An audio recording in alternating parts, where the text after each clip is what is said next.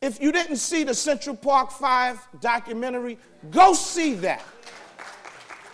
When I saw that, I only had like 4 years on the job at the time, so I was just learning. But what really was heartfelt was when you looked at those young boys, and I know the whole story. When you look at those young boys who was crying and pouring out for help, and they thought they were going to get it from their parents, the parents didn't even know how to protect their kids when it came to law enforcement. That's why we educate the community on what to do when stopped by the police. We educate parents because parents don't know, even if you do, which you shouldn't, but if you do give the police department the permission to talk to your loved one, if you do, at any given time, you can stop it. At any given time. But you never should give the police department the permission to speak to your loved one if they're arrested. We tell the young folks out there, don't speak to them. I'm going to use part of my time to just give you a simple demonstration of what I teach young kids. When you're walking down the street, you get a call, and the police get a call. If the police stop you in an area, I'm going to give you a Saturday night, whatever area you're at, and the police stop you, do you know why they're stopping you? They're stopping you because you're the only one in that vicinity. So right then and there, you are the perpetrator.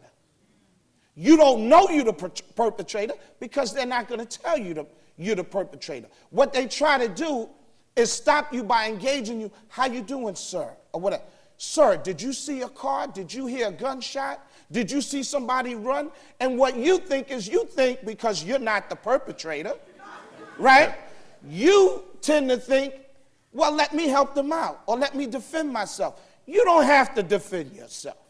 The burden of proof is on them. Keep your damn mouth shut. This is what I tell the young folks, that if that was to happen to you as you're walking, you say, officer, am I under arrest?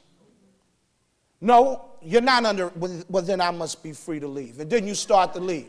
Let him or her tell, no, you can't leave. Well then, officer, am I under arrest? No, you're not. Well then I must be free to leave. Well, no, I want to ask you something. Well, officer, am I under arrest? You keep saying that because let me tell you something. If the police had the right to arrest you, do they ever ask you? No. They do it. So I teach, you just say that. When the officer says, well, listen, you're not under arrest. I just want to know, did you see a car? Did you hear a person scream? Did you hear gunshots? You the officer, am I under arrest? And if they say, well, you know what, you're smart because you know what comes behind that, right? Okay, officer, you're under arrest. Okay, officer, you turn around and you put your hands behind you and say, here, take me, here. But you don't say nothing. Say 9 times out of 10, they're going to push you away because they're going to say, you know, if they don't have enough, they're going to say, I can't lock this person up. But what you just did is you showed them you're not afraid to get arrested. The other way you handle that situation is you do this. A cop stops you. Excuse me, you live around here? This is what you do. And you look him or her straight in the eye and you just do this. Excuse me, did you hear what I said? Do you live around here? Can you tell me your name? It's easy. Just don't say nothing. Now they got a decision to make. Either lock you up, beat you up, or let you go. Now there's going to be some derogatory statements coming behind that. But you know what? I guarantee you that 99% of the time, at the end of that confrontation, you'll be walking like this in a way and on your way. That's what you do. Stop trying to prove to them that you're not the person they're looking for.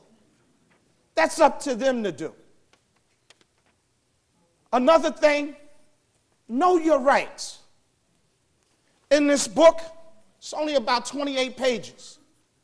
I give you what you should do when you're stopped by the police, what you should do if the police come knocking at your door, what you should do if the police stop you at your car, in your car, what the passengers should do, what to do if you're brought to a police precinct, because some people don't know what to expect, what to do after you've been violated by the police, how to fight them back, and get in touch with our organizations, because we will come out and we will help you. I can't go down to CCRB anymore.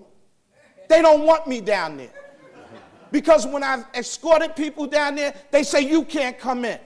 You know why? Because when I went down there with some people that was complaining, they play semantics with a person's words. And I'm sitting there and I said, listen, if this lady said the officer slapped her, then the officer slapped her. You don't have to say to her, well, did the officer inadvertently put his hand up? What are you talking? She's a grown woman. She knows if she's been slapped. Just like grown men, they know if they've been hit or violated. You know, stop making excuses for the police officer. Well, they told me you can't come down here anymore. You know, it's all right. It's okay, because if I can educate enough and you can stand and use that backbone in your spine and stand up for what's right, you'll be okay, because when you leave there, you got us. You got us, and you're going to have your community behind you if they just would stop being scared. We, as a people, need to stop being afraid.